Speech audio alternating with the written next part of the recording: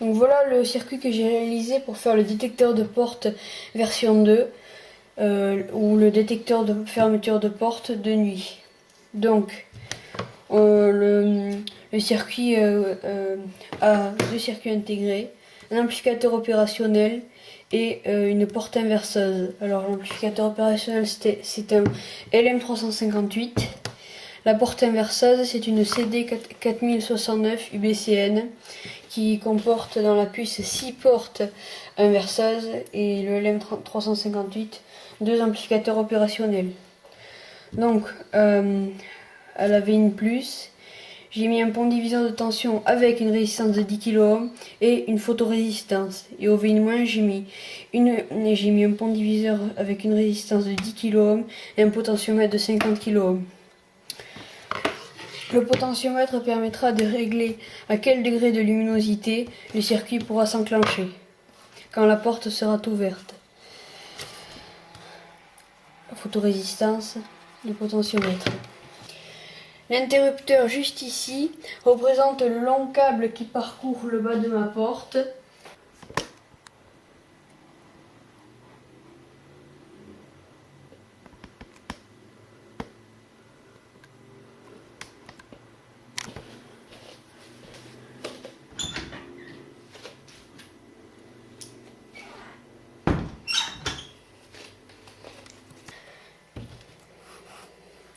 La résistance juste ici de 47 kΩ et la résistance qui permet de mettre les témoins de la porte inverseuse.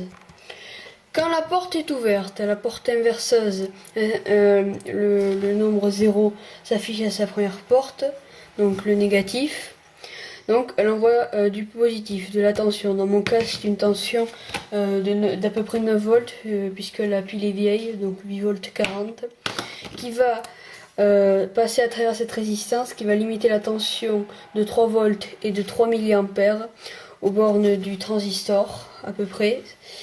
Le transistor va s'activer et va alimenter l'amplificateur opérationnel qui, si en fonction du potentiomètre et de la photorésistance, l'éclairage extérieur est trop faible en fonction de ces jeux de résistance, et bien il y aura de la tension et activera ce buzzer qui sonnera.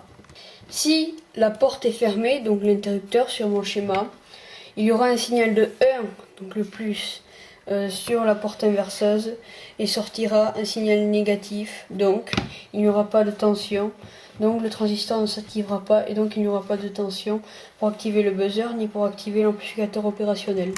La diode juste là, la 1N4007, elle sert à rien parce que quand l'amplificateur opérationnel saturera négativement, c'est-à-dire quand il y aura plus de tension ou V1-, et bien ça ne pourra pas parce qu'il n'y a pas de plus, donc le courant ne pourra pas circuler comme ça. Mais je l'ai mise, je sais pas trop pourquoi, parce que j'avais peur pour mon buzzer, c'est jamais, voilà. Donc elle sert à rien, on peut totalement s'en dispenser dans mon circuit, le buzzer ne rira pas, mais je sais pas pourquoi je l'ai mise. Mais on va l'enlever si vous voulez, parce que moi je m'en fous, hein, vous savez moi. On va faire ça, voilà, comme ça. C'est bien. Voilà. Donc comme je tournais pas les scènes au même moment, j'ai eu le temps d'acheter une nouvelle pile de 9 volts. Donc celle-là elle fait vraiment 9 volts. Tu me crois pas mec? On prend ce magnifique multimètre. Tu mets là, t'as vu là il a peur. Donc tu mets ça. Ça. Allez 9 volts 73 qu'est-ce qu'il y a? Ça c'est de la pile, t'es ça. Ouh là là. Là sur le schéma là. Faut pas oublier la petite modification là. J'ai fait. Comme ça on voit bien que c'est bien connecté. Oh je voulais dire un truc aussi, c'est que là moi j'ai mis un buzzer, mais tu mets ce que tu veux. Peut-être que j'ai déjà dit, je sais pas, mais c'est marrant. Tu mets un buzzer, tu peux mettre plein de choses, tu peux mettre 2 dieux, 3 LED, des trucs comme ça. Sinon tu mets un transistor et un relais, et là les possibilités sont infinies. T'as qu'à mettre une vanne avec de l'air, tu fais ce que tu veux mec. Là c'est juste le circuit qui permet de traiter le signal. Donc voilà le circuit monté. Donc là on a la fameuse photorésistance, plein de pinces crocodiles, mais c'est pas grave, là on a le fameux buzzer, il est bien caché. Et là on a l'unité centrale, alors le potentiomètre est réglé de façon parce que quand je dors, je sais pas, il y a pas trop de luminosité, il y a un peu de luminosité donc c'est bon là, je l'ai réglé. Comme ça, il y en a un peu, c'est bon. Donc, on va mettre le circuit sous tension. Oh putain, merde. Voilà, donc là sous tension, la porte est fermée. Comme on peut le voir là, hop là ça touche. Et regardez, je vais mettre ma main devant. Donc là rien, parce que la porte est ouverte. Mais si on l'ouvre... Ah merde, j'ai plus de main. Mais ça c'est con. Hein. Ah mais oui. Voilà, ça sonne. On peut voir que ce fameux buzzer sonne là.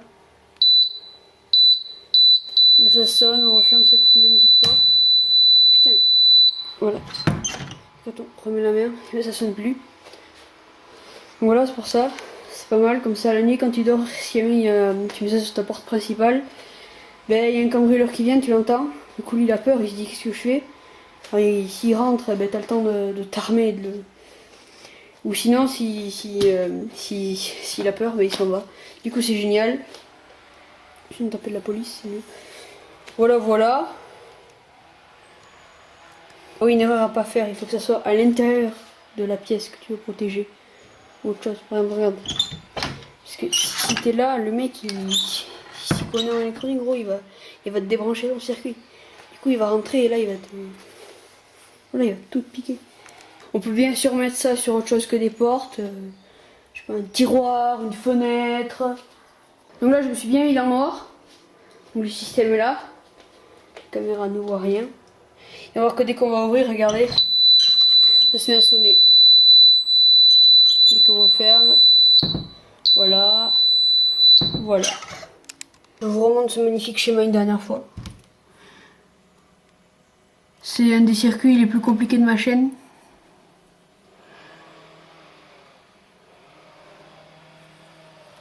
Voilà. Là, tu vas me ranger tout ça là-dedans. Putain, là, il y a de quoi faire avec tout ça. Ouh là là, là, on ne s'est pas fait louiller, là, je peux te le dire, moi.